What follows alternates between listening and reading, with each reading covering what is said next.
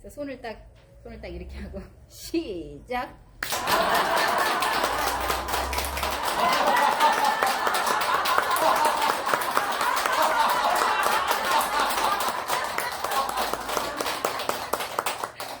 잘하셨어요. 아주 잘하셨어요. 그 다음에 생각을 조심하라 하도록 하겠습니다. 시작. 생각을 조심하라. 왜냐하면 그것은 말이 되기 때문이다. 말을 조심하라. 왜냐하면 그것은 행동이 되기 때문이다. 행동을 조심하라. 왜냐하면 그것은 습관이 되기 때문이다. 습관을 조심하라. 왜냐하면 그것은 인격이 되기 때문이다. 인격을 조심하라. 왜냐하면 그것은 인생이 되기 때문이다. 법성계에 대한 이야기를 하도록 할게요.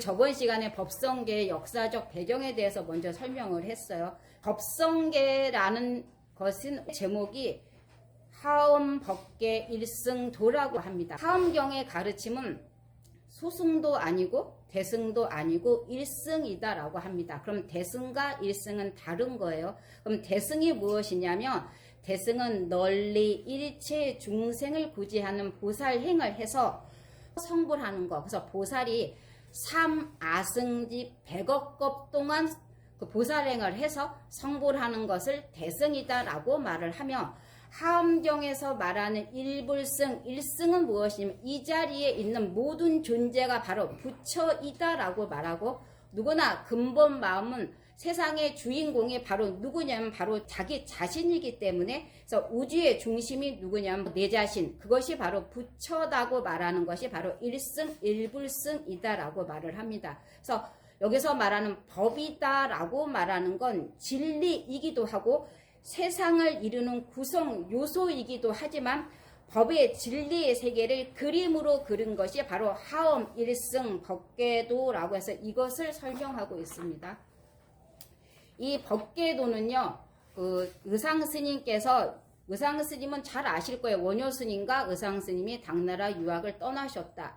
그리고 원효스님께서는 가시다가 마음을 일체 유심조구나, 내가 마음먹은 대로 모든 것이 생각되는구나 라고 해서 다시 돌아오셨어요. 의상스님은 당나라 유학길을 떠나셨고 반야신경을 번역하신 현장스님을 신경하러 가서 그 문화에서 공부하려고 하였지만 공부하지 않았고 종남산 지상사에 계시는 하엄경을 가르쳐 주시는 지엄스님 문화에서 의상스님은 공부하세요. 그리고 졸업 논문으로 썼던 이 법성계는 그 하엄경을 바라보면 하엄경의 종류가 60하엄이 있고 80하엄이 있고 40하엄이 있는데요. 60하엄은 불타발타라 스님께서 번역하셨고 80하엄은 실차난타 스님께서 번역하셨으며 40하엄은 반야 스님께서 번역하셨어요. 그런데 당나라 유학길에 떠나셨던 의상 스님은 60하엄밖에 번역되지 않았기 때문에 60하엄을 가지고 공부하셨고 그것을 다 공부하고 한 권으로 유학했는데 지엄스님께서 진실한 것은 불에 타지 않는다라고 해서 그것을 아공에 버리셨고 그래서 그 아공에서 건져낸 종이의 글자 수가 210자고 그 210자를 가지고 이렇게 퍼즐처럼 만든 게 법성도인이고 법성계라고 우리는 잘 알고 있습니다. 진실한 것은 불에 타지 않는다라는 건 제가 저번 시간에 설명했었으니까 그건 설명하지 않고요. 60하엄의 엑기스가 바로 무엇이냐면 이 법성계인데요. 이 법성계를 보시면 정가운데 법으로 시작되죠. 그 다음에 왼쪽으로 가셔야 돼요. 그래서 법성원용 모의상 제법부동 본래적 이래서 이게 미로처럼 되어 있어요. 그리고 그다음에 법에서 밑으로 맨 마지막에 구례부동 명이 불로 끝나요. 그래서 법으로 시작해서 불로 끝난다라고 해요. 그러면 왜 법성계인가가 중요하죠. 하엄 일승 법계도가 원래 제목이며 우리는 알고 있기로는 법성계라고 해요. 그래서 왜 그러냐면 법성부터 시작해서 법성 원융 무의상 제법 불로 본래적으로 시작하는 법성계이기 때문에 그렇게 시작되는 것이 아닐까라는 하고 그 다음에 논어 같은 경우에도 각 편의 제목을 정할 때요 앞글자 2자를 가지고 제목을 지었다라고 합니다. 그래서 학의편, 위정편 이런 데서도 그런 형태를 찾아볼 수 있어요. 그래서 원래 이름은 하엄 일승 법계도인데 2글자를 따서 법성계라고 부르는 것이 아닐까라고 학자들은 추정하고 있습니다. 그래서 우리는 그냥 법성계라고 알고 있어요. 그런데 이 네모 모양으로 된 걸 이것을 바로 반시라는 모양인데요. 네모 쟁반과 같다라고 해요. 그 다음에 이 네명과 네각으로 이루어져 있어요. 그래서 네명과 네 모서리로 이루어진 것은 무슨 뜻이냐면 사서법과 사무량심, 삼승과 일승이다라고 말해서 불교에서는 네 가지 숫자를 굉장히 중요하게 생각해요. 고진멸도, 그 다음에 사성제, 그 다음에 그것을 사성제의 배수가 되는 8정도 인도는 사진법을 사용했대요. 그렇기 때문에 사성제, 8정도 이런 것처럼 여기에서 나오는 네명과 네 모서리는 사서법과 사무량심, 그 다음에 성문, 영각, 보살 플러스 일승인 삼승 플러스 일승을 표현하기 위해서 네명과 네 모서리로 이 법계도를 만든 것이 아닐까라고 생각해 보고 있습니다. 사무량심은 자, 비, 희, 사예요. 자심이다라고 하죠. 중생에게 즐거움을 주려는 마음. 그 다음에 비심은요, 중생의 괴로움을 덜어주려는 마음. 희심은 중생이 괴로움을 떠나 즐거움을 얻으며 같이 기뻐하는 마음에 옆에 친구가 뭐가 잘 되면 굉장히 기뻐하죠. 이것이 희심이에요. 그 다음에 사심은 뭐냐면 사자가 버릴 사자인데요. 나와 상관없는 사람이 좋은 일이 생겨도 같이 기뻐하는 거, 이걸 평등한 마음이라 이걸 사심이다라고 말합니다. 그래서 자비희사의 마음을 가질 수 있는 것을 네명과 네 모서리로 설명하고 있습니다. 그 다음에 보시면 이게 구불구불 되어 있죠. 이 구불구불 되어 있는 건 무슨 뜻이냐면요. 많은 굴곡이 있는 건 중생의 근기와 욕망이 다르대요.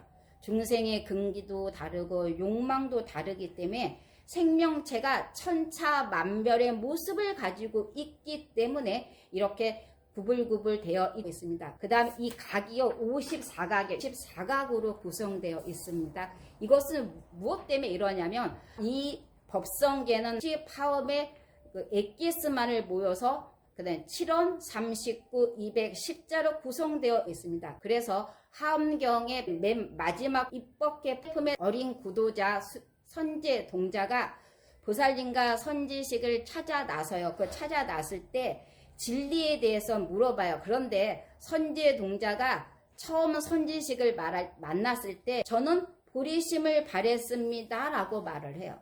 그렇게 말을 하고 진리에 대해서 물어보면 보살님과 선지식들이 가르쳐 주시는데 혹시 당신이 모르신 부분이 있으면 나 말고 다른 사람한테 가 물어보라고 그분을 가르쳐 주세요. 그분들이 만나는 분의 숫자가 54명이에요. 그래서 이 각을 54각으로 도인을 만들었다라고 하는데요. 그런데 입법계품에 나오는 선지식은 53선지식이다라고 하는 건 문수보살님을 처음에 만나고 마지막에 만나요. 그래서 문수보살님을 중복으로 친전하였기 때문에 한 분을 두 번 만났기 때문에 선지식이다라고 보시면 됩니다. 그래서 이 법성계는요, 이 미로처럼 만들어져 그런 보이지만 이렇게 우리의 중생의 다양한 모습과 53선지식을 구현할 뿐만 아니라 우리의 가지고 있는 사무량심까지 완벽하게 표현된 것이 이 법계 도인에 만들어져 있다라고 보시면 되겠습니다. 그리고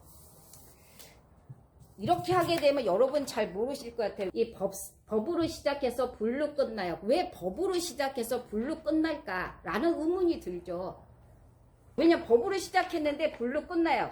그러면 왜 법으로 시작해서 불로 끝날까라는 건 마지막으로 다시 돌아오는 이유가 있죠. 이게 도표가 돼서 미로처럼 이렇게 되어 있지만 결국에는 원래 그 자리로 돌아오게 되어 있죠.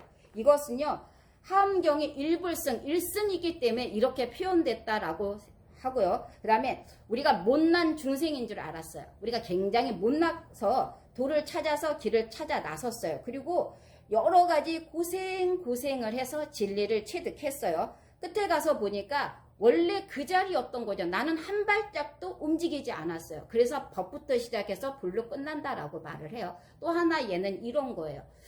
제가 세상을 다 돌아다녔어요. 그리고 온 마을을 다 돌아다녔는데 눈을 뜨니까 제 방 침대에 제가 잠자고 있다가 꿈 깬 것에 불과한 거죠. 제가 꿈을 꾸었어요. 그 꿈 속에서 많은 사람을 만났어요. 그리고 많은 나라를 돌아다녔어요. 그리고 나서 꿈을 깨보니까 저는 움직이지 않고 제 방 침대에 누워 있었던 거죠. 이것이 법으로 시작해서 불로 끝난다라고 말하죠. 함경에서 말하고자 하는 것, 법성계 공부를 다 마치고 난 다음에 여러분이 알아야 되는 건 뭐냐면 내가 바로 부처이고 세상의 중심이에요. 그리고 내가 우주의 중심인 걸 명확하게 알 수 있는 것이 법성계의 내용이다라고 말을 있죠. 그래서 이것이 발전된 게 선불교죠. 우리가 명상을 하죠. 명상을 할 때 가장 먼저 보아야 될 경전이 함경 경전이다라고 말을 해요. 그리고 지금은 사회 네트워크가 굉장히 잘 돼 있어서 우리가 조금만 잘못하거나 조금만 나쁜 행동을 하면 사람들이 핸드폰을 찍어요. 그리고 SNS에 올리거나 인스타에 올리거나 유튜브에 올려요. 그러면 예전에는 잘못을 해도 세상 사람이 알지 못했지만 지금은 사회 네트워크를 통해서 모든 사람이 다 알 수 있는 세상이다. 그런 것이 바로 하엄의 세상이다라고 말하고 있습니다. 지도자는 이제는 투명해야 되고 도덕적이지 않으면 지도자가 될 수 없어요. 지도자가 됐는데 그 사람의 비리라든가 그 사람의 잘못은 우리가 SNS를 통해서 스마트폰을 통해서 모든 것이 다 전파되어 있다라고 해요.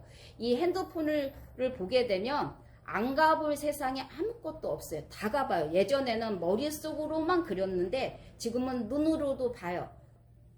세상을 만든 것도 제 자신이고요. 세상을 거두는 것도 제 자신이다라고 말해요. 세상을 만든 건 제 자신이라고 말하는 건 번뇌를 만든 자가 누구냐면 저죠. 번뇌를 없앤 자가 누구냐면 바로 저죠. 그러니까 번뇌를 만든 자가 되면은 세상을 만든 것도 저죠. 제가 세상에 존재하지 않으면 이 세상은 존재치 않아요. 제가 소멸하면 이 세상은 돌아가겠죠. 하지만 제가 생각하는 세상은 존재치 않기 때문에 세상을 만든 자도 제 자신이고 세상을 소멸한 자도 제 자신이다라고 말이죠. 이 소멸한단 말은 우리가 번뇌가 일어났구나. 이 번뇌를 내가 내려놓고 깨달음을 얻어서 열반에 들게 되면 다시는 이 세상에 돌아오지 않기 때문에 우리는 세상을 거둔 자도 바로 저라고 말할 수 있는 거죠. 그래서 법으로 시작했다라는 것은요. 내가 세상의 중심인 줄 모르고 출발했어요. 그런데 불로 끝난다라는 것은 드디어 도달해 보니 내가 세상의 중심이었다라는 것을 의미하기 때문에 법으로 시작해서 불로 끝난다라고 말하고 있습니다. 그래서 여러분이 식초를 만약에 먹으시면 맛이 다 달라요. 식초는 변하지 않는데요. 식초 맛을 보는 사람의 입맛이 다르기 때문에 다 다르다라고 말하죠. 근데 신맛을 싫어하는 사람은 식초 한 방울만 들어가도 싫다 그래요. 그러면 식초가 변한 걸까요? 식초 입맛을 가진 우리의 입맛이 변한 걸까요? 그렇죠. 그러니까 국을 먹어볼 때 국한 솥을 다 먹어봐야 이것이 된장 맛이구나 라고 아세요? 아니면 한 숟갈만 먹어봐도 이것은 된장 맛이다라고 알 수 있는 거예요. 그러니까 법으로 시작해서 불로 끝나는 그 자리에서 한 발짝도 움직이지 않았어요. 그래서 그 김춘수의 꽃이라는 시가 있잖아요. 내가 너의 이름을 불러주기 전에는 그는 다만 하나의 몸짓에 지나지 않았다.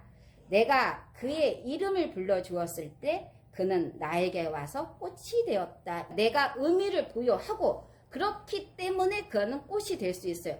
세상에 모든 것이 존재하지만 제 눈이, 제 귀가 인식하지 않으면 존재치 않아요. 그래서 지금 설악산에 나무 가지가 부러진다라고 해요. 그러면 그 소리를 그러니까 존재하는 소리일까요? 존재치 않는 소리일까요? 여러분은? 설악산에 나무가지가 뚝 부러졌어요. 근데 우린 듣지 못했어요. 그럼 그 소리는 존재해요? 존재치 않아요? 예? 뭐라고요? 존재치 않죠. 우리가 못 들었으니까. 내가 중심이기 때문에 존재치 않죠. 왜냐? 우리가 지금 제 주파수의 라디오를 맞췄기 때문에 제 음성만 듣는 거예요. 제 음성이 주파수에 맞춰지지 않으면 여러분 제 음성이 아닌 다른 사람의 음성을 듣겠죠. 여러분 스스로 부처인 줄 명확히 안다면 부처처럼 행동하면 되는데 늘 말하죠. 저는 중생입니다 라고 말하는데 우리가 부처인 걸 화엄경에선 아주 여실히 보여주고 있다라고 말을 하고 있습니다. 그래서 이런 이야기가 있어요. 예전에 어떤 사람이 굉장히 유명한 의사를 찾아 몸이 너무 아픈데 처방전을 적어줘요. 이렇게 적어줘요. 사람이 몸이 아프니까 밥을 꼬박꼬박 챙겨 드세요. 그리고 아침에는 이제 무슨 열매를 비타민 C가 풍부한 열매를 드세요. 점심 때는 그다음에 금불초와 허브가 섞여 있는 허브티를 드세요. 저녁이 되면은 아마들 열매라는 그 열매를 꼭 드세요. 이렇게 처방전을 지어주었어요. 그런데 이 사람이 처방전이만 가지고 집에 와서 이 처방전을 가지고 그 신을 모시는 것처럼 신단에다 이렇게 놓고요. 아침, 점심, 저녁으로 이 처방전을 읽어요. 아침에 이렇게 먹고 점심에 이렇게 먹고 저녁에 이렇게 먹고 계속 염성해요. 병이 나을 거라고 믿어 의심치 않으면서. 하루가 지났는데 차도가 낫지 않아요. 그래서 더 열심히 했어요. 아침에 이거 먹고 점심에 이거 먹고 저녁에 이거 먹고. 약을 먹은 게 아니라 이불이 염성인데 나흘이 됐는데도 병엔 차도는 없고 병세가 더 악화돼요. 그래서 다시 가서 물어봐요.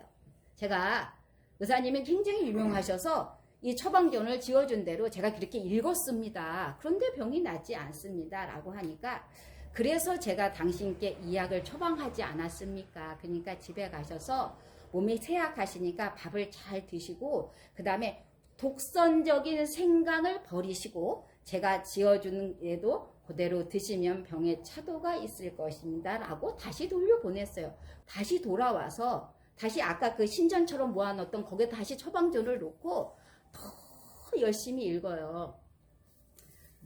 그런다고 병은 낫지 않아요. 그리고 한 일주일이 됐을 때 병세는 악화돼서 그 사람은 삶을 마칠 수밖에 없었어요. 그러니까 종교하고 진리의 가르침은요, 의사의 처방전과 같아요. 그렇지만 우리가 날마다 그 처방전을 암송하는 것이 중요한 것이 아니라 내가 그 처방전대로 움직여서 행동했을 때만이 처방전이 진실한 내 것이 되는 거죠.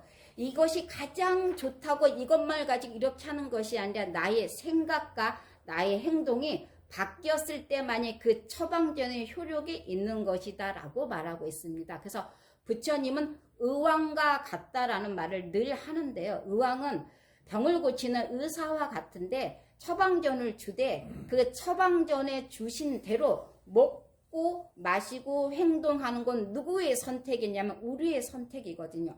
어떤 선택을 하느냐에 따라 병도 낫고 모든 사람들과 함께 어울려서 세상을 살아갈 수도 있으며 또 어떨 때는 너무 독선적이고 너무 작심만을 생각하는 사람으로 그 처방전을 잘못 이해하고 오해하고 행동할 수도 있기 때문에 부처님이 주신 이 처방전이 무엇인지 먼저 생각하고 또 생각하고 그 다음에 그대로 행동할 수 있는 불자가 되기를 바라면서 법문을 마치도록 하겠습니다. 성불하십시오. 수고하셨습니다.